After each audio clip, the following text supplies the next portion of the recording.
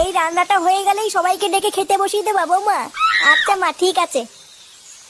মা, ও মা, এই বাঞ্চতটা এখানে কেন এসছে? তুই কার কথা বলছিস? এই যে মাসিমা, আমার কথা বলছি গো। আপনার ছেলেটা না খুব দুষ্টু, একটু ইয়ার কিউ বোঝে না বাবা গো বাবা। হ্যাঁ গো, তুমি আমার ভাইকে গালাগালি দিলে। বাড়াতে গালাগালি দেবো না তো কি দেবো? ও বলছো তার বাল, বাড়া আমাকে ঘরে একা পেয়ে আমার প্যান্টের ভিতরে হাত ঢুকে দিয়েছে। মা গো মা, জামাই বাবু তুমি অত রেগে যাচ্ছ কেন? আমি তো তোমার শুধু একটু সাইজটা দেখছিলাম গো।